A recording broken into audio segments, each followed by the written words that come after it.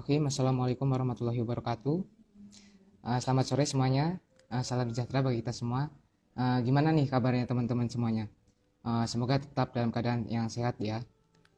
Kali ini kembali lagi di acara Ngabuburit bersama Teknokra. Acara Ngabuburit ini merupakan acara pertama di bulan suci Ramadan ini. Kali ini akan dipandu oleh saya Ridho Saputra selaku staf artistik UKPM Teknokra. Nah, acara ngabuburit kita pada sore hari ini kita akan bersama dengan Kak Ahyarudin. Beliau ini merupakan mahasiswa dari Agribisnis Universitas Lampung dan beliau juga merupakan award di Chargil Global Scholar. Nah, langsung saja ya kita undang beliau. Assalamualaikum warahmatullahi wabarakatuh. Waalaikumsalam warahmatullahi wabarakatuh. Oke, selamat sore teman-teman. Perkenalkan nama saya Ahyarudin. Teman-teman bisa manggil saya dengan panggilan Ahyar. Saat ini sedang berkuliah di jurusan Agribisnis angkatan 2018. Kita sama-sama masuk Unila. Oke. Nah, makasih Kak atas perkenalannya. Kemudian perkenalkan juga Kak, nama saya Ridho Saputra. Saya biasa dipanggil Ridho. Kemudian saya di UKPM Teknokra sebagai staf artistik Kak. Oh, Ridho. Nah, untuk ngabuburit kali ini nih Kak, ini kan ngabuburit pertama nih di bulan suci Ramadan yang dilaksanakan oleh UKPM Teknokra nih. Kita ingin berbincang-bincang sedikit nih dengan Kak Ahya terkait seputar award di Chargil Global Scholar ya Kak ya. Nah, Iya, sebenarnya untuk Chargil ini seperti apa sih Kak? Bisa dijelaskan ke teman-teman? Oke, boleh. Jadi izin masuk ya. Mungkin ada dari beberapa teman-teman yang belum tahu gitu atau masih bingung lah seputar Kargil itu apa sih Kak? Nah, jadi Kargil itu atau biasa disingkat KGST, Kargil Global Scholar Program, itu salah satu beasiswa yang bukan hanya untuk bantuan dana pendidikan aja, tapi ada mentoring. Jadi beasiswa ini selama 2 tahun. Nah, untuk tahun ini 2021 itu hanya untuk angkatan 2019 Kak. Jadi diberikannya selama 2 tahun oleh perusahaan Cargill. Nah, perusahaan Cargill ini salah satu perusahaan pertanian terbesar yang ada di Amerika dan Belanda, itu pusatnya. Jadi multinational company gitu. Nah, jadi ketika nanti diterima jadi award Cargill, itu kan ada 2 tahun nih, ada 2 tahun mentoring. Itu pada tahun pertama kita bakal dimentori oleh pimpinan Cargill dari Indonesia, dan tahun keduanya baru dari luar negeri. Bisa dapat dari Amerika, bisa dapat juga dari Belanda dan lain sebagainya. Nah, untuk kegiatan di Kargil itu sendiri itu ada namanya semacam apa ya, seminar istilahnya Kak. Jadi pada tahun pertama, mohon maaf, itu seminarnya masih di Indonesia karena sekarang pandemi, jadi disesuaikan gitu Kak. Untuk saya sendiri seminarnya rencananya virtual, itu seharusnya kalau normal itu di Jakarta. Nah, untuk tahun kedua, bagi teman-teman nanti yang berkesempatan jadi bagian dari Warda Kargil, itu bisa banget punya kesempatan untuk bisa keluar negeri, karena biasanya seminar internasionalnya itu diadakan di Belanda, kalau nggak di Amerika pada tahun kedua ketika dia diterima menjadi Warda Kargil, gitu Kak. Sebenarnya kalau dilihat dari beasiswa dan track recordnya sebenarnya lumayan mantap lah ya Kak, terbilang sudah masuk ke internasional juga ya Kak ya. Iya, benar. Kemudian kalau untuk Kargil ini sendiri itu memang difokuskan untuk, kan tadi kan perusahaannya berupa perusahaan pertanian ya Kak ya. Iya. Nah, itu memang difokuskan untuk mahasiswa seperti jurusan yang identik dengan pertanian atau bebas sih Kak? Nah, untuk Kargil sendiri kan memang pengen punya award yang relate gitu jurusannya dengan perusahaan mereka.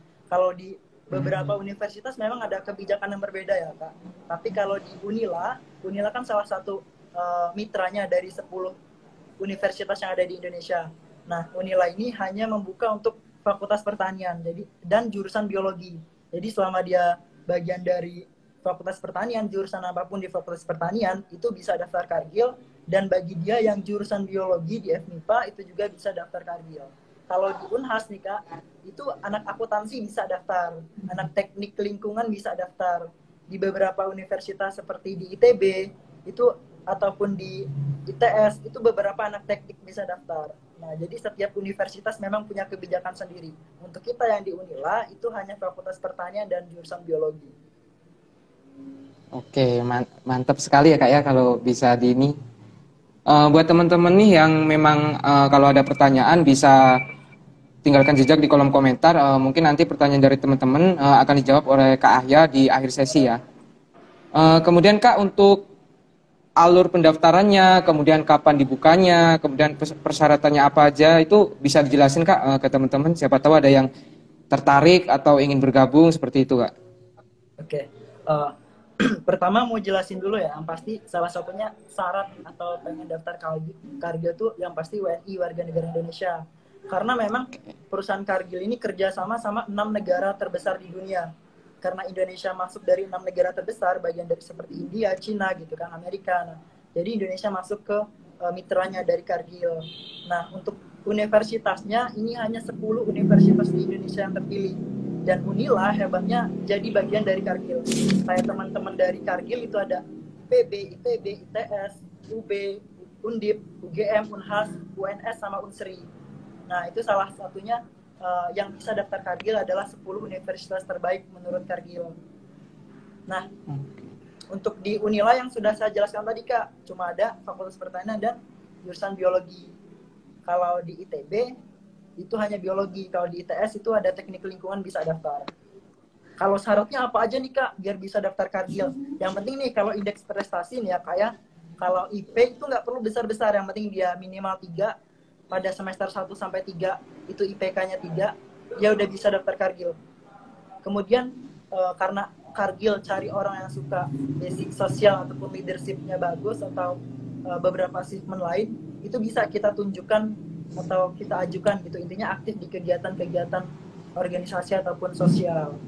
Sama yang pasti membutuhkan finansial, dan bahkan nih Kak ya, perempuan atau difabel itu sangat disarankan nih untuk daftar Kargil. Jadi bagi teman-teman yang insecure nih karena dia alasannya cewek atau lain-lain, itu bisa banget daftar Kargil, karena Kargil juga cari 5 sosok leadership perempuan biasanya. Kayak tahun angkatan saya itu ada 5 yang warga Kargilnya kan ada 10 ya Kak untuk Indonesia, itu ada 5 putra dan 5 putri.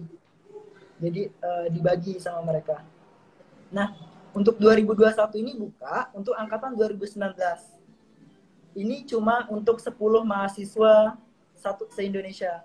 Jadi bisa jadi di Unila itu hanya 1 atau mungkin 2 atau mungkin nggak ada perwakilan dari Unila yang bakal keterima Kargil, karena memang harus bersaing dengan ITB, UGM, IPB dan beberapa 10 univ mitra lainnya gitu.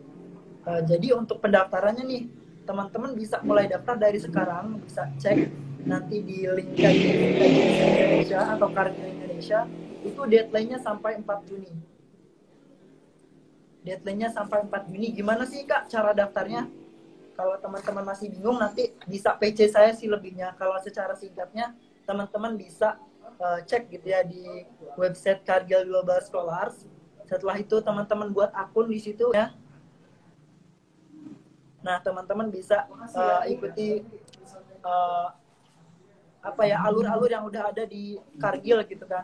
Itu teman-teman tinggal buat akun aja, ikuti buat akunnya dan buat formulirnya untuk apa aja sih Kak yang dibutuhin gitu kan. Karena mungkin masih kebingungan nih. Nah, teman-teman di situ harus ngisi 2 esai. Ada 2 esai yang harus teman-teman buat, yaitu tentang kepemimpinan teman-teman yang pertama, dan yang kedua tentang masalah atau isu yang dekat sama teman-teman. Terus yang kedua, teman-teman juga bisa lampirin transkripnya. Transkrip semester 1, 2, 3. Sama nilai ijazah. Jadi nilai ijazah bagian belakang itu dilampirin juga. Sama nih surat referensi dari dosen. Jadi dosen ataupun orang pimpinan yang dekat sama kita. Kalau saya dulu sama dosen yang suka jadi teman curhat. Jadi kalau teman-teman di kampus nih punya dosen yang jadi teman curhat, jadi tempat dosen kalau lomba-lomba ikut event itu sama dia, itu bisa tuh jadi pemberi referensinya, karena dia yang bakal ceritain tentang sosok teman-teman itu kayak apa. Terus ada juga CV atau kurikulum vitae atau riwayat hidup teman-teman, itu semuanya diusahakan pakai bahasa Inggris, karena ngisi formulirnya pakai bahasa Inggris, full in English. Nah, itu aja sih. Kalau misalnya punya prestasi itu juga bisa dilampirin, pernah ikut magang, volunteer, itu juga jadi nilai lebih bagi Kargil. Intinya semua berkas yang udah diajukan itu diisi semua dan dilengkapi.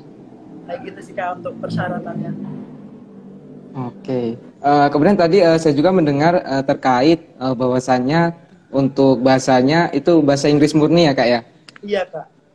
Nah, kalau dari pengalaman Kakak sendiri, ada nggak sih Kak kayak yang kesulitan terkait, waduh ini bahasa Inggris nih gitu kan, nggak semua mahasiswa itu bisa bahasa Inggris gitu, dan vocabnya juga kan terkadang ada yang kesusahan seperti itu Kak. Oh, kalau dari saya sendiri karena saya juga masih belajar ya waktu buat esai itu benar-benar takut grammarnya salah.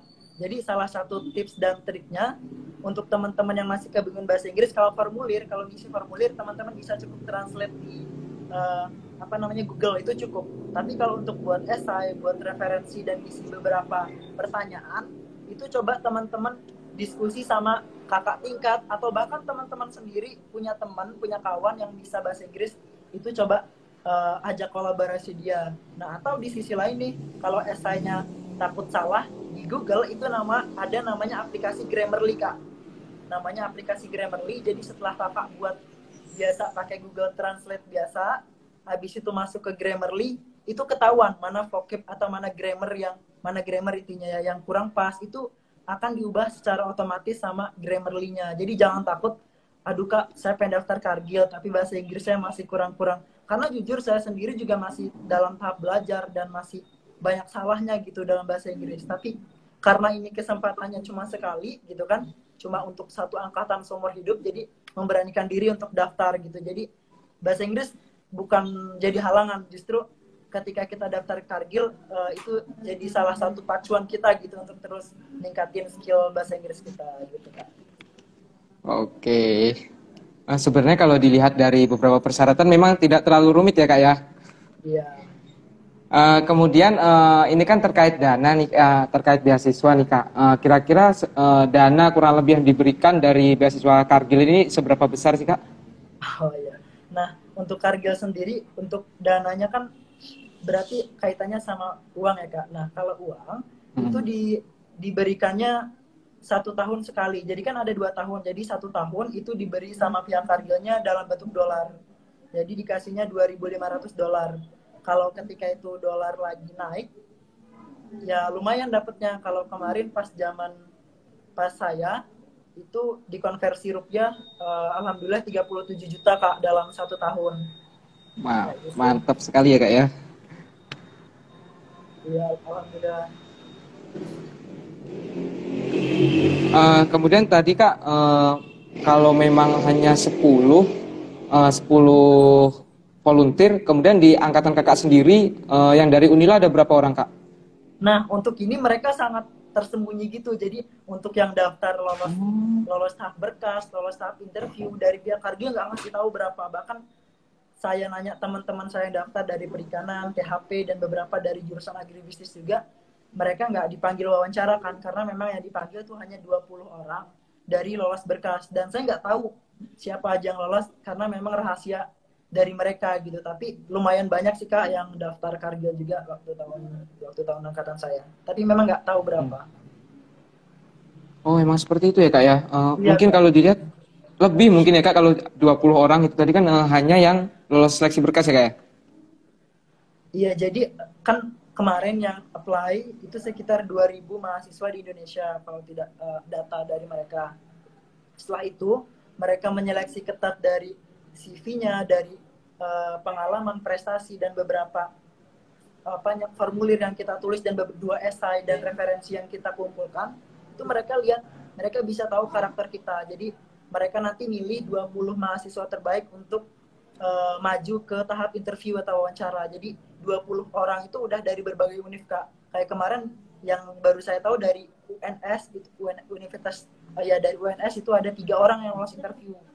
Tapi yang keterima akhirnya cuma 1. Nah, kalau Unila kurang tahu ada berapa yang lolos interview.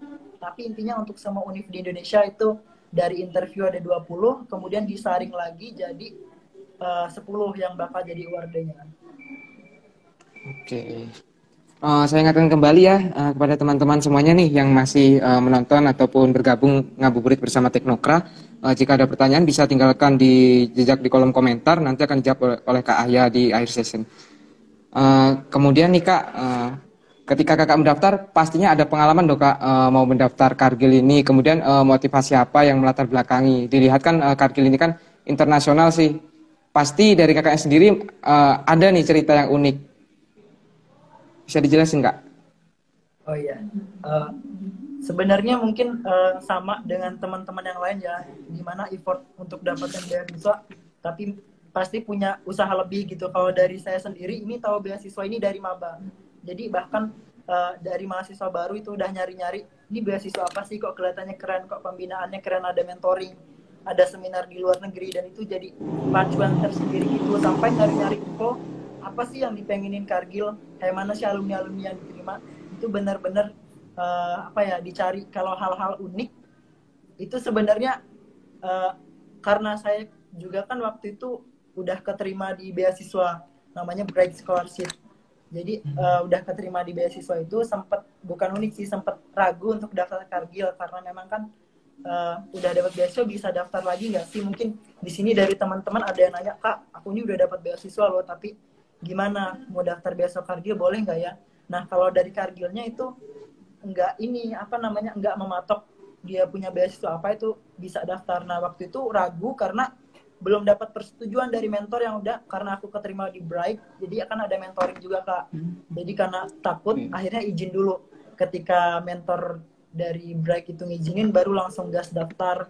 Jadi selama sekitar 4 bulan itu ngurus berkas lama, bahkan bingung juga, bingung di bagian esai karena memang masih basic gitu kan, gimana caranya esai dengan bagus. Akhirnya nyari-nyari info ke kakak tingkat. Kalau pengalaman menarik, apa ya, bukan menarik sih, tapi kayak kita itu harus benar-benar bisa bagi waktu kapan ngalokasiin untuk benar-benar fokus ke Kargil. Ditambah juga anak pertanian yang praktikumnya banyak banget, jadi harus bagi gimana caranya tugas dan apply Kargil. Bahkan teman-teman juga, ada teman-teman dari kelas saya sendiri yang sudah pengen daftar Kargil, nggak sempet gitu Kak, saking karena terlalu banyaknya tugas dan laporan yang numpuk, akhirnya tiba-tiba udah deadline dan mereka belum persiapan kayak gitu. Jadi ketika kita punya prioritas, memang harus diutamakan sih Kak. Jadi kayak saya tahun ini cuma daftar Kargil, saya cuma punya kesempatan 1 kali gitu kan. Jadi kayak udah ditekadin gitu di dalam diri kita untuk fokus lihat deadline, gimana caranya kita harus selesai submit, harus dapat referensi dari dosen. Bahkan kebingungan juga siapa nih milih dosen siapa nih yang bisa untuk jadi referensi, kayak gitu sih Kak. Kalau pengalaman mungkin lebih tertantangnya di bagian esai Kak. Jadi di bagian esai itu biasanya teman-teman kebingungan nih, aduh saya nulis cerita pengalaman apa yang bisa ngangkat Kargil. Nah itu teman-teman bisa ceritain, nggak harus dimulai dari kuliah.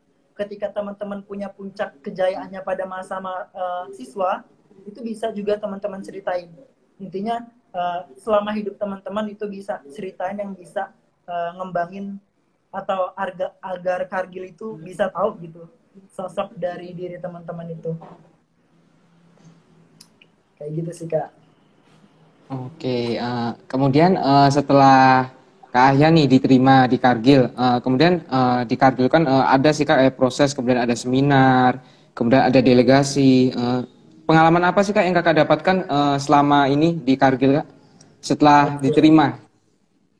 Pengalaman ya. Kalau karena ini belum 1 tahun diterima nih Kak, baru 2020, tepatnya bulan Juli kalau nggak Agustus kemarin. Jadi kayak pengalamannya memang belum sebanyak Wardah sebelumnya yang memang sudah merasakan in-country seminar di Jakarta, bahkan ada yang global seminar di US ataupun di Netherlands gitu kan. Nah untuk saya sendiri belum pernah ketemu sama sekali dengan 9 Wardah lainnya, jadi masih virtual.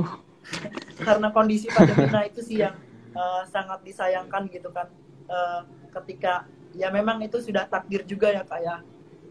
Ya mau gimana lagi gitu kan, pandemi datang dan ketika diterima dalam kondisi ya kayak gini, jadi mau nggak mau agenda pertemuan, kenalan, games, jadi dimentorin oleh mentor terbaik dari Kargil. Harusnya kan kita bisa ngerasain vibes ketika kita diskusi bareng mentor terbaik gitu kan, bareng pimpinan dari Kargil Indonesia maupun Kargil luar negeri. Itu harusnya kita bisa ketemu langsung, karena masih kondisi pandemi, jadi masih dalam ketemuan virtual aja, tapi keren banget sih kalau pengalaman yang bisa saya dapat. Jadi ketika saya ada masalah, ketika saya ada pengen hal-hal yang bisa saya kembangin, itu bisa cerita sama mentor, itu kerennya. Jadi kita satu satu penerima beasiswa itu dapat satu mentor, jadi ibaratnya itu bapak atau ibu angkat kita yang bisa jadi teman curhat kita untuk meningkatin skill atau kemampuan dari dalam diri kita, kayak gitu sih kak. Itu yang baru didapat, tapi keren. Kalau dilihat ini benar-benar ini ya kak ya, bisa dibilang sangat perhatian dengan para mahasiswanya kak ya, sampai diberi mentor per orangnya, per individunya. Iya benar banget. Jadi kayak mereka tuh benar-benar sudah diarahkan. Jadi dari pihak Kargianya itu udah tahu karakter kita kak. Jadi selama wawancara karakter kita itu dilihat. Misal Ahyar ini orangnya seperti ini nih, suka yang hal-hal ini, berarti masuknya dia dijodohkan dengan mentor yang kayak gini gitu. Mereka udah menempatkan di posisi-posisi yang pas. Jadi ketika kita bertemu nih sama mentornya, kita ngerasa nyaman. Bahkan ini kayak bapak sendiri nih, kayak bisa jadi teman curhat kita. Kalau kita kebingungan dengan masa depan, mereka bisa bantu. Nah itu kerennya dari Kargil itu. Menjadi keluarga kedua lah ya kak ya, selain Iya di benar rumah. banget kak. Bisa jadi teman Kemudian curhat. nih kak, kakak kan merupakan salah satu yang dari Unila yang lolos nih. Kalau dari kakak pribadi, ada nggak sih kak tips and tricks biar bisa lolos kalau dari kakak pribadi? Oh ya, kalau tips terbesar mungkin teman-teman juga paham gitu ya gimana alur-alur beasiswa. Intinya kalau tips dan trik itu yang pertama kita fokus dulu ke beasiswa itu kak. Misal kita fokus ke Kargil, yang pertama kita cari apa yang benar-benar dipengenin di beasiswa itu. Setelah itu memang sebelumnya kita harus punya basic organisasi, experience atau pengalaman apapun itu, bahkan achievement lomba-lomba, juara lomba-lomba bisa kita kejar selama masih ada waktu. Tapi kalau memang udah mepet, yang penting maksimalin, gali lagi siapa diri kita. Kita harus kenal dulu, misalnya Ahyar ini karakternya orang seperti apa sih. Jadi kita harus bisa ngenalin diri kita, karena kalau kita udah kenal, ketika kita ngisi formulir, ketika kita buat esai, ketika kita interview, kita bisa menjelaskan apa gitu value-value lebih yang ada dalam diri kita, yang bisa kita dongkrak dan bisa jadi personal branding kita. Untuk tips dan trik sebenarnya yang pertama memang kalau dari saya pribadi minta restu ke kedua orang tua sih kak, yang pertama. Karena ketika kita, karena kan ridho Tuhan gitu kan, ridho orang tua juga. Jadi ketika kalau dalam Islam kan ketika Allah itu udah meridoi, ketika orang tua kita udah meridoi gitu, ya mereka mengizinkan kita untuk daftar sesuatu, untuk ikut lomba sesuatu, insya Allah dapat keberkahan gitu kan dari Allah gitu. Nah untuk tips yang kedua, intinya usaha semaksimal mungkin. Intinya kalau ada berkas dilengkapin, apa yang jadi pahami juga jenis beasiswa ini pengennya cari orang yang seperti apa. Misal dari Karga sendiri, mereka suka orang yang punya potensi atau karir plan ke depan yang jelas, punya rencana ke depan yang jelas, suka orang yang memang punya basic jadi leadership atau kepemimpinan dia bagus, dari pengalaman-pengalaman dia sebelumnya, itu bakal dilihat dari dalam diri Kargil itu sendiri. Karena tiap beasiswa nih kak ya, itu punya hal-hal atau apa ya, hal-hal yang menonjol yang jadi pembeda gitu. Misal beasiswa beasiswa break scholarship misal kak ya dari YBM BRI, itu memang suka orang yang selain punya organisasi dan akademik bagus, dia juga suka orang atau pemuda yang cinta dengan Al-Quran gitu kan, karena basicnya Muslim, basicnya Islam. Nah mereka mencari sosok yang seperti itu. Begitu juga dengan Kargil, mereka punya standar-standar tersendiri gitu untuk jadi bagian dari mereka. Intinya kita gali, jangan pernah takut juga untuk nanya sama alumni. Kita lihat juga sosok-sosok alumni sebelumnya, gak harus dari Unila. Bagi teman-teman bagi teman-teman Unila yang misalnya kenal dengan anak ITB, IPB, UGM, itu bisa juga diskusi sama mereka terkait beasiswa-beasiswa, terutama beasiswa Kargil ini gitu kak. Oke. Kemudian nih kakak tadi juga sempat menyinggung tips and tricks. Biasanya beasiswa itu mencari orang yang salah satunya berkegiatan di organisasi. Kalau dari kakak sendiri nih, sebelumnya ikut organisasi apa aja sih kalau ketika kuliah? Oke. Ketika kuliah memang karena waktu itu masih semester 3 ya kak ya. Jadi waktu itu, oh iya semester 4. Nah ketika maba memang kalau organisasi itu ikutnya Birohmah, Bina Rohani Mahasiswa ikut, terus ikut juga himpunan mahasiswa Hima, sama di eh, ISO ikut juga, sama di ini di kalau luar enggak, di luar jarang, itu ada juga di fakultas itu namanya Forum Studi Islam, dan kebetulan menjabat jadi diamanahkan jadi kepala bidang akademik dan risetnya. Nah, untuk di luar saya sama teman-teman itu coba untuk apa jalanin komunitas apa buat komunitas sendiri. Kebetulan waktu itu ikut komunitas buat komunitas extraordinary student yang memang fokusnya untuk mahasiswa-mahasiswa yang bisa ngembangin prestasinya. Kalau sekarang lagi ngembangin sama teman juga, itu ngembangin project ruang pangan, semacam komunitas sosial untuk mengatasi food waste dan untuk diserahkan ke masyarakat prasejahtera di Lampung gitu. Nah, kalau kegiatan-kegiatan organisasi kurang lebih itu sih Kak. Mungkin yang bisa ditonjolkan kalau misal teman-teman tuh cuma ikut baru jadi anggota nih, baru jadi anggota di beberapa organisasi UKM universitas, itu nggak apa-apa banget, nggak harus teman-teman jadi sosok leader ataupun jadi ketum di situ. Teman-teman tapi bisa buktiin misal pernah jadi ketua acara atau jadi ketua fundraising. Itu teman-teman bisa jelasin di CV atau teman-teman bisa ceritain ketika interview. Kalau kontribusi teman-teman tuh maksimal di situ. Misal nih teman-teman pernah ikut gabung di Birohmah atau di BEM. Di BEM ada kegiatan teman-teman di bagian fundraising. Jadi di situ bisa teman-teman ceritain kontribusi apa yang pernah teman-teman lakuin, berapa penghasilan yang pernah teman-teman gapai ketika jadi koordinator fundraising, atau apa aja kinerja-kinerja yang pernah teman-teman lakuin, itu teman-teman bisa ceritain. Jadi seorang leadership itu sebenarnya nggak harus teman-teman jadi ketua ataupun jadi jabatan presidium tinggi. Ketika teman-teman bisa memimpin orang, bisa memanajemen orang dengan baik, bahkan ketua kelas sekalipun, itu bisa dikatakan sosok leadership ketika bisa mengayomi anggota-anggotanya.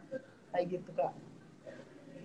Oke, kalau saya lihat dari riwayat organisasi kakak sendiri, saya kira cuma 1 dan 2, ternyata lebih dari itu ya kak ya.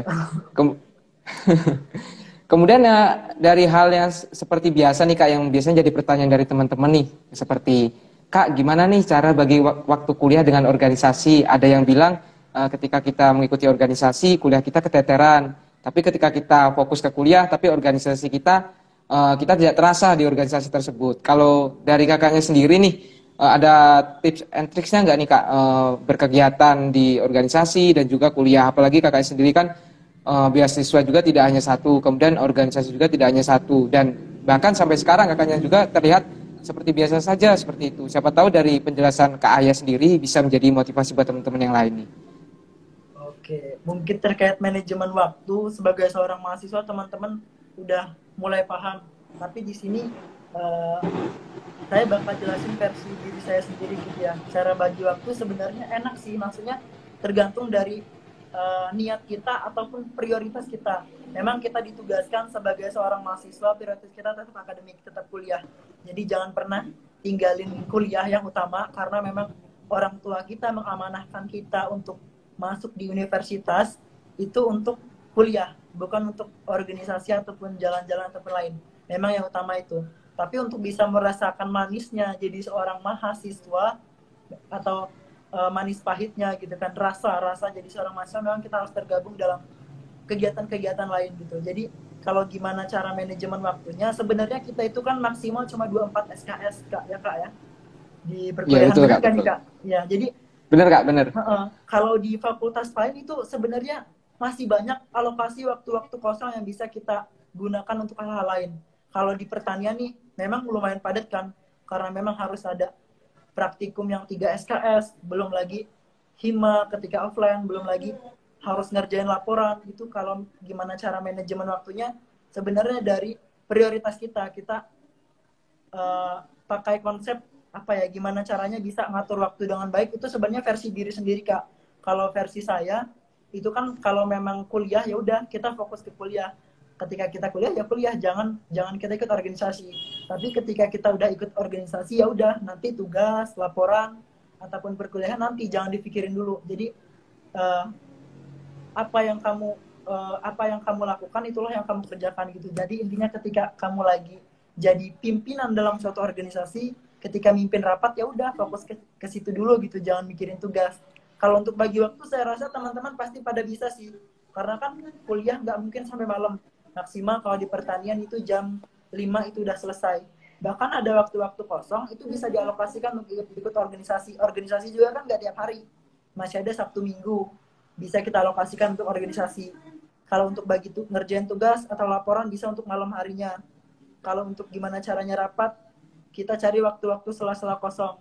Kalau untuk kita ikut lomba atau event, bisa kita selipkan ketika di situ kita free dengan tugas, itu kayak kita tuh jangan menyanyiakan waktu luang gitu. Jadi ketika ada waktu kosong, coba kita apply untuk daftar volunteer, daftar magang, ataupun cari info beasiswa, cari info lomba, itu kita manfaatkan biar bisa apa ya, jadi untuk bisa ngembangin diri kita gitu Kak.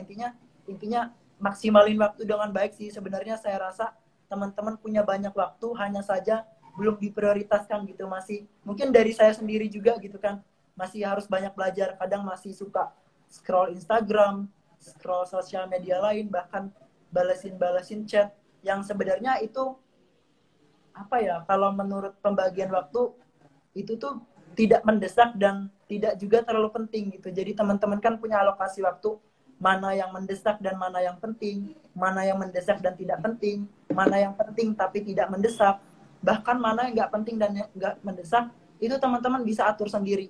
Karena teman-teman yang tahu mana apakah itu kegiatan penting atau enggak, itu silahkan teman-teman buat rencana sendiri. Karena ketika kita udah bisa nyusun plan bagi waktunya, itu tinggal realisasi kita. Ketika kita punya tekad yang kuat bahwa ingat, kalau kita sebagai mahasiswa punya mimpi, insya Allah bisa di manajemen waktu dengan baik tuh Kak. Oke, sebenarnya kalau memang masalah manajemen itu bisa terbilang fleksibel ya Kak ya. Setiap orang mungkin berbeda-beda ya Kak ya. Benar banget Kak. Kalau dari Kakak Kalau sendiri dari gimana sih, Kak? kalau dari saya sendiri sebenarnya ya sama sih Kak, tergantung prioritas juga sih Kak. Malah saya kadang yang jadi motivasi dari diri saya sendiri itu kalau saya kan dari fisik nih Kak. Dan Oh iya. kebanyakan dari teman-teman UKM itu ada yang dari pertanian. Yang jadi motivasi saya sendiri itu malah dari anak-anak pertanian Kak. Karena yang pertama dari anak pertanian kuliahnya sampai Sabtu. Dan sedangkan untuk di fakultas lain itu Sabtu udah nggak ada kuliah Kak. Dan yang jadi motivasi saya adalah ketika anak pertanian yang kuliahnya bahkan sampai Sabtu, kemudian masih ada laporan yang katanya laporannya itu setebal kitab lah. Banyak sekali sih Kak dari teman-teman anak pertanian terutama ya Kak ya. Dan itu jadi motivasi buat saya sendiri Kak. Kalau anak pertanian bisa, kenapa saya enggak? Seperti itu sih Kak. Lebih ke ya itu sih Kak kalau motivasi dari diri saya sendiri seperti itu sih Kak. Kemudian kalau saya tidak salah dengar, Kak Ahya ini merupakan CEO founder Ruang Pangan ya Kak ya? Oh iya Kak, iya benar. Nah, itu Ruang Pangan itu apa sih Kak gitu? Bahkan saya sendiri belum mengetahui tentang Ruang Pangan itu sendiri Kak. Oh, jadi cerita dikit ya. Sebenarnya itu kan kita ada 3 orang. Kalau ada founder dan 2 co-founder. Untuk founder itu ada namanya Kak Reja, dia dari agroteknologi. Kemudian ada co-foundernya ada saya dari agribisnis, dan satu lagi ada LC dari FK Pendidikan Kimia. Jadi kita punya apa ya, punya kemampuan yang berbeda kayak jadi gimana caranya kita ini sebenarnya berawal dari salah satu permasalahan besar. Jadi Kak, permasalahan itu berkaitan dengan sampah makanan. Mungkin Kakak tahu kan, kayak di bulan Ramadan ini aja, kalau di beberapa masjid itu banyak banget takjil yang masih sisa, yang bahkan akhirnya enggak kemakan. Bahkan kita bisa lihat catering di acara kondangan atau di acara-acara seminar, itu banyak banget sisa makanan yang seharusnya itu bisa kita alokasikan ke masyarakat prasejahtera. Bahkan nih Kak, menurut survei kita sepertiga atau seperempat makanan di dunia ini, kalau misalnya sampah makanan ini bisa dikelola dengan baik, itu bisa menghidupi masyarakat miskin di Afrika, atau masyarakat miskin di dunia itu bisa kita hidupi, bisa kita kasih makan kalau kita bisa mengelola pangan dengan baik. Nah, berawal dari keresahan itu, kita coba untuk membentuk komunitas namanya Ruang Pangan, semacam komunitas sosial. Di situ kita menghimpun makanan yang masih layak makan untuk kita alokasikan ke masyarakat prasejahtera di Lampung. Nah, untuk targetnya nih Kak, kalau sejauh ini gitu ya kayak untuk targetnya memang masih pemulung, pengemis, atau mungkin orang-orang yang di sekitar lampu merah atau jalanan yang memang untuk makan saja mereka sulit. Jadi salah satu target utama kita masih di situ sih Kak, di sekitar-sekitar Bandar Lampung ini yang masih kesulitan untuk makan itu coba kita kasih alokasi pangan yang masih layak. Kemudian ada juga program namanya gleaning, hasil-hasil dari pertanian yang masih layak makan. Kayak kemarin di agrowisata mungkin kakak tahu ya Kak, di agrowisata melon. Nah, Iya tahu Kak, tahu Kak. ya tahu. Nah, itu kan sisa dari melonnya itu banyak banget yang nggak layak untuk dijual, bahkan kurang pas gitu. Padahal dari segi rasa, dari segi kualitas, kalau di dalamnya kita buka itu masih bagus banget. Jadi kemarin ruang pangan kerja sama dari agrowisata untuk memanfaatkan melon yang tidak layak makan itu untuk kita packing kembali, baru kita bagiin ke orang-orang yang membutuhkan. Jadi tugas dari ruang pangan itu Kak sebagai fasilitatornya gitu. Oke, kalau sampai sekarang masih 3 orang ya Kak ya? Iya, untuk co-foundernya 3 orang dan ada 12 member atau anggota tetap. Jadi kemarin waktu seleksi kita cuma menjaring 12 mahasiswa terbaik dari Lampung, dari UIN, Polinela, atau univ swasta maupun Unila sendiri untuk direkrut jadi bagian dari member Ruang Pangan. Sementara ada 15. Oke, seperti itu. Sebenarnya ada beberapa pertanyaan selain hal itu sih Kak, dari teman-teman sebelum saya ingin memulai tentang ngabuburit ini nih Kak. Ada beberapa pertanyaan terkait Kakak sendiri kan diterima di beasiswa Kargil nih Kak. Kemudian Oh iya. banyak yang bertanya-tanya nih, Kak Ahya nih ikut organisasinya banyak. Kemudian kira-kira prestasi apa aja yang udah didapat Kak Ahya gitu? Apakah ada prestasi non akademik, kemudian prestasi akademik gitu Kak? Karena banyak teman-teman yang ingin bertanya-tanya kalau beasiswa seperti ini biasanya kan dari akademik juga dilihat nih Kak. Dari Kakak sendiri untuk prestasi udah apa aja nih Kak? Wah, untuk prestasi kan ada akademik dan non akademik nih Kak. Kalau akademik mungkin kita sebisa mungkin mempertahankan IPK. Jadi sebisa mungkin kita maksimalin akademik kita untuk mempertahankan IPK sekitar misal punya target 3,6 ke atas atau bahkan 38 atau bahkan 39 bahkan sampai 4 itu coba untuk dipertahanin.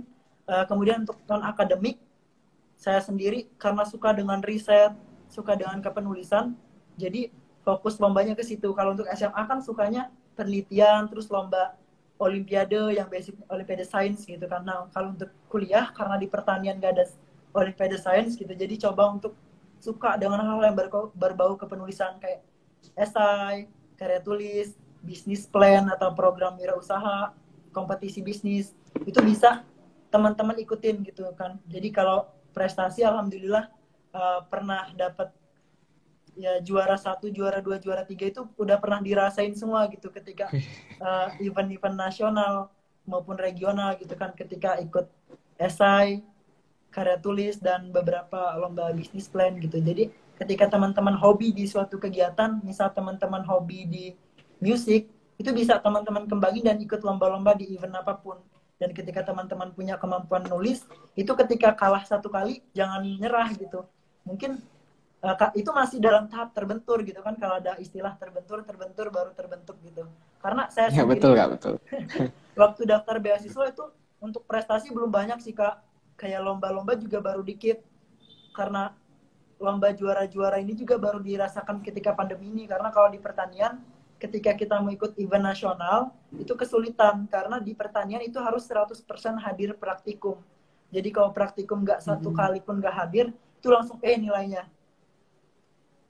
Nah, kemudian jadi kejamnya itu sih kalau di fakultas langsung Jadi kalau untuk perizinan juga kan maksimal 3 kali nih kuliah. Sementara kalau orang yang ambis lomba biasanya bisa berkali-kali izin gitu kan. Nah, makanya kadang pandemi ini jadi salah satu peluang anak-anak pertanian bisa ikut lomba gitu. Jadi baru ngerasain juara-juara yang lumayan banyak itu ketika pandemi ini. Kalau ketika sebelum pandemi paling lomba tingkat nasional ya memang yang diadain oleh pihak Unila atau memang provinsi tetangga seperti Palembang gitu kan. Kalau ke Jawa-Jawa masih belum berani karena takut perizinannya sulit gitu sih Kak. Sebenarnya kalau masalah sekarang ketika mengikuti lomba malah terkesan lebih mudah ya Kak ya, Iya bener karena banget. adanya COVID ini ya Kak ya, karena serba online. Iya, jadi presentasi pun bisa lewat Zoom. Kita ikut-ikut lomba debat, speech, ataupun yang punya kemampuan basic bahasa Inggris. Itu cukup lewat Zoom atau video, udah bisa gitu untuk dapat juara. Oke. Saya ingatkan lagi kepada teman-teman yang ingin bertanya, silakan bisa tinggalkan jejak di kolom komentar, nanti biar dijawab oleh Kak Ahya di akhir sesi. Kemudian nih Kak, ada juga beberapa pertanyaan nih. Kalau dari tips, ini terutama tips di akademik ya Kak ya, belajar Oke. di Fakultas Pertanian, itu seperti apa Kak tipsnya? Karena saya ada beberapa teman yang memang terkadang merasa kesulitan seperti itu Kak. Padahal baru maba, kemudian baru semester 2 itu udah merasa kesulitan. Kalau dari Kakak sendiri kan apalagi kalau tidak salah Kakak juga menerima 3 beasiswa ya Kak ya. Pasti dari 3 beasiswa itu bertabrakan banyak nih Kak organisasinya kan. Itu Kak tips belajarnya sendiri dari Kakak gimana nih kalau untuk akademiknya? Oke, kalau tips belajar yang pertama eh, pasti kurang lebih sama sih. Kakak juga pasti ngerasain tips belajar itu. Tapi kalau dari saya sendiri, yang pertama dilihat langsung ke kontrak kuliah. Jadi dilihat kontrak kuliah, lihat nih yang paling besar apa. Ternyata di situ tertulis UTS dan UAS saja lebih dari setengahnya gitu, bahkan sampai 60%. Jadi kayak sebenarnya kita nggak usah muluk-muluk maksimalin. Sebenarnya bisa maksimalin. Kadang orang-orang, Kak, saya ini udah nugas terus, laporan lengkap, tapi kenapa ketika nilai akhir saya malah cuma B, bahkan dapat C? Itu sebenarnya nggak mutlak karena kita maksimalin di tugas, maksimalin di laporan. Kita lihat presentasi paling besar di situ ada ujian gitu. Jadi semaksimal mungkin yang jadi pembeda dari diri teman-teman dengan teman-teman yang lain tuh coba maksimalin di ujian. Jadi ketika teman-teman biasa aja di tugas, biasa aja di presentasi kuliah, tapi tetap ngumpul, intinya ngumpul aja. Mau maksimal mau enggak, intinya jangan sampai lewat dari deadline, jangan sampai telat, jangan sampai ada satu tugas pun yang nyelip, karena pasti nilai tugas itu nggak jauh beda. Untuk teman-teman yang mungkin masih belum paham dengan alur nilai-nilai ataupun kontrak kuliah, itu bisa kita lihat. Pasti mereka tuh ngasih nilai tugas itu nggak jauh beda. Paling satunya 76, satunya 80. Nipis-nipis gitu. Beda dengan ujian. Kalau ujian kan mutlak dari kita. Kalau misal 40, ya 40 lah itu dapat. Beda dengan temennya yang dapat 90, itu nggak bakal dirubah gitu. Jadi coba kalau menurut tips dari saya yang biar bisa dapat nilai yang baik, itu maksimalin di ujiannya sih, tapi tanpa melupakan tugas dan laporannya. Tetap ngumpul sesuai deadline dan maksimalin di ujian UTS, UAS, dan kuis. Kalau itu udah maksimal, insya Allah nilai A bisa kepegang. Mantap Kak, mantap mantap mantap. Kemudian untuk pertanyaan terakhir nih Kak, kakaknya juga selain menerima beasiswa Kargil juga menerima break scholarship ya Kak ya. Oh iya Kak. Kalau setahu saya itu kan lebih terkadang fokusnya juga kan ke agama nih Kak, dan berhubung sekarang sekarang bulan Ramadan, dari kakaknya kan pasti ada nih seperti target tahfiz Al-Quran seperti itu nih Kak. Apakah ada tips nih Kak dari kakaknya sendiri gitu? Siapa tahu buat teman-teman ketika bulan suci Ramadan ini ingin belajar menghafal Al-Quran Kak, seperti itu Kak. Oke. Mungkin dari diri teman-teman pengen punya target seperti anak Bright ya. Kebetulan anak Bright Scholarship kemarin dikasih target nih. Yang pertama itu harus bisa selesai minimal sekitar 1 juz hafalan selama bulan Ramadan. Itu alokasi waktunya fleksibel kapan bisa teman-teman. Kemudian ada juga teman-teman diharuskan untuk menyelesaikan 3 juz bacaan Al-Quran tilawah atau mengaji dalam 1 hari. Itu kan biasanya orang-orang dikasih target one day one juz atau odoj. Nah untuk anak Bright bahkan dikasih tantangan atau challenge lebih tinggi lagi, 3 juz dalam 1 hari. Nah itu mungkin yang bisa jadi motivasi buat teman-teman semua kan, karena uh, apa ya, kita hidup di dunia juga cuma sementara. Coba untuk maksimalin hal-hal yang kaitannya dengan akhirat juga, apalagi ini selama bulan Ramadan pahalanya juga makin berlipat. Itu coba teman-teman maksimalin. Teman-teman minimal punya targetan-targetan. Kalau dari Bright misalnya ditargetkan untuk selesai 3 juz dalam 1 hari, it's okay teman-teman, nggak apa-apa one day one juz. Itu tapi coba untuk istiqomah. Kalau ibaratnya continue gitu kan, karena ketika kita keberlanjutan gitu, ketika kita menghargai proses-proses yang kita lalui, itu kita bakal enjoy. Karena kalau kita kadang nggak baca atau misal kita nggak jalani ibadah itu, kadang ada yang aneh atau ada yang hilang dari dalam diri kita kalau udah jadi habit atau kebiasaan. Jadi cobain, biasain dulu, nggak harus langsung. Kalau misal satu juz pun nggak kuat, satu lembar pun nggak apa-apa, asal konsisten. Misal teman-teman cuma buat satu lembar atau satu halaman, itu coba konsisten tiap hari baca. Karena kalau teman-teman nggak baca, itu bakal ada yang hilang rasanya. Tapi ketika teman-teman nyoba untuk dari hal-hal kecil, karena minimal 1% dalam satu hari, itu secara nggak langsung bisa ngebentuk diri teman-teman gitu. Untuk terus istiqomah ke depannya gitu. Kalaupun misal pengen hafalan, pengen nyoba hafal Al-Quran kan minimal juz 30 dulu. It's okay, nggak apa-apa. Nggak harus teman-teman satu hari itu bisa satu surat, satu ayat pun misal. Kul a'udzu birabbinas dulu, kak mau ngapal panjang pendeknya itu nggak apa-apa. Jadi kayak hargai prosesnya gitu, jangan langsung saya pengen bisa kayak teman-teman, pengen bisa 30 juz, jangan langsung kepikiran kayak gitu. Yang penting kayak kalau dalam Islam istiqomah dulu, intinya fokus dulu sama apa yang sudah kita targetkan, jalani terus, kayak jangan pernah berhenti gitu kak. Intinya jangan pernah lelah, karena memang kan it's okay lelah, karena memang kan dunia ini tempatnya lelah gitu, letih dan lelah gitu. Jadi coba untuk maksimalin secara dalam konteks apapun. Misal teman-teman mau ngejar hafalan, teman-teman mau ngejar prestasi, teman-teman mau bagusin akademik, itu coba maksimalin. Karena kan jadi mahasiswa juga cuma satu kali nih. Jadi coba untuk gali diri atau gali potensi teman-teman sebagai seorang maha. Bedain dengan siswa.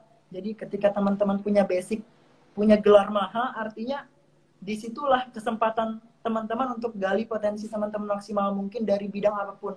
Karena jadi mahasiswa itu juga cuma sekali, maka kalau bisa jadilah mahasiswa yang berarti. Oke, mantap nih motivasi dari Kak Ahya ini. Kemudian yang tadi dari pertanyaan dari beberapa teman-teman yang gabung ketika ngabuburit nih Kak, udah saya saring, sebagian yang tidak saya sebutkan, ini udah terjawab nih Kak dari penjelasan Kak Ahya ya.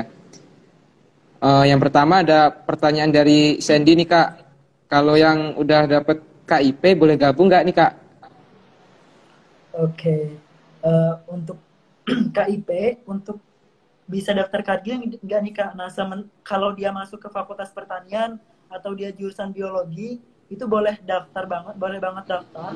Dengan alasan dari fakultasnya memang tidak melarang untuk mendaftar beasiswa lain. Karena kalau tidak salah dengar ya Kak ya, kemarin dari FMIPA, itu dari dekannya memang nggak boleh anak KIP atau bidik misi daftar beasiswa lain. Itu baru dengar aja sih, suratnya belum tahu. Tapi kalau untuk beberapa fakultas lain, selama beasiswa tersebut tidak melarang, beasiswa Kargil oke-oke aja. Karena dari Kargil sendiri kan ada nih teman-teman saya dari UNS, itu dia udah nerima beasiswa unggulan, dia bisa daftar Kargil. Ada juga teman-teman dari Universitas Hasanuddin, dia udah keterima jadi beasiswa XL Future Leader, dia bisa daftar Kargil. Dan untuk saya sendiri kan, saya juga anak bidik misi sama anak KIP kuliah gitu kan, sama kayak teman-teman yang nanya nih, kayak dari orang yang kurang mampu gitu kan.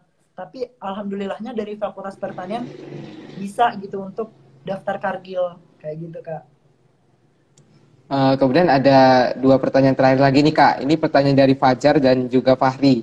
Oh iya. Yang yaitu apakah ada prestasi khusus Kak atau cuma dinilai dari essay in English? Kemudian kapan Kak pembukaan ruang pangan seperti itu Kak? Oh, oke.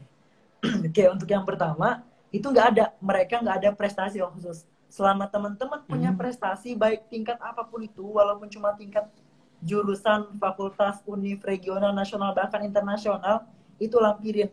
Selama itu bisa ngangkat leadership teman-teman, bisa ngangkat achievement atau sosok diri teman-teman yang bisa di branding ke Kargil, itu nggak apa-apa, lampirin aja, kasih tahu aja ke pihak Kargil bahwa saya pernah ikut lomba ini dan pernah juara ini. Mereka nggak membatasi tingkat apapun dan prestasi apapun, karena yang namanya prestasi itu pasti suatu penghargaan gitu. Jadi selama teman-teman punya prestasi apapun itu, baik di masa SMA ataupun di masa kuliah, itu bisa teman-teman lampirin. Jadi jangan takut. Kalau nggak punya prestasi juga nggak menjamin untuk nggak lolos. Masih banyak peluang yang bisa teman-teman angkat dari diri teman-teman. Jadi yang pasti kenali dulu siapa diri teman-teman dan gali personal branding dari diri teman-teman itu. Nah, untuk yang kedua nih, mungkin itu insya Allah terjawab ya Kak ya. Nah, yang Oke kedua Kak, ini ditunggu ini sepertinya Kak.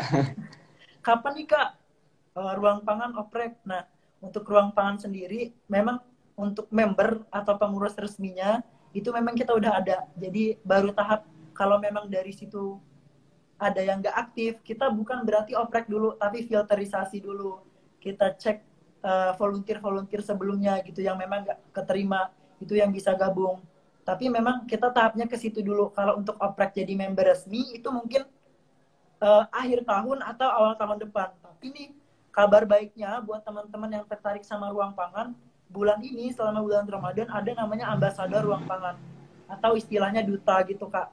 Jadi bagi teman-teman yang tertarik untuk ikut proyek ruang pangan, untuk bahkan bisa teman-teman yang dari luar Lampung, luar Bandar Lampung, bahkan skala nasional itu bisa ikut jadi ambasadornya ruang pangan karena nanti bakal ada semacam internship atau kegiatan kerja dari rumah gitu. Cukup teman-teman ngelaksanain project-project online, itu teman-teman bisa dapat sertifikat, bisa dapat pengalaman, bisa dapat networking skala nasional. Itu teman-teman bisa dapetin ketika gabung jadi ambasadornya dari Ruang Pangan. Pantengin aja terus Instagramnya Ruang Pangan ID.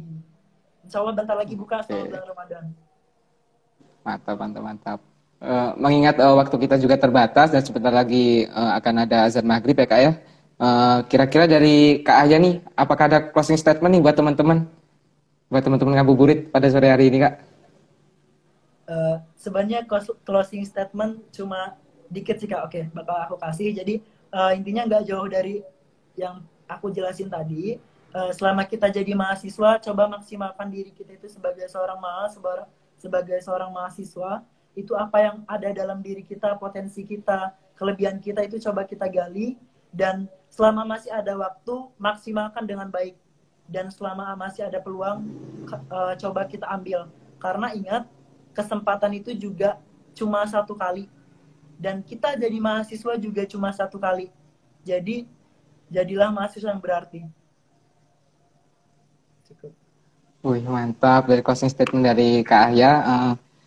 Saya ucapkan terima kasih kepada Kak Ahya Rudin yang sudah berkenan hadir di acara Ngabuburit bersama Teknokra kali ini, Kak.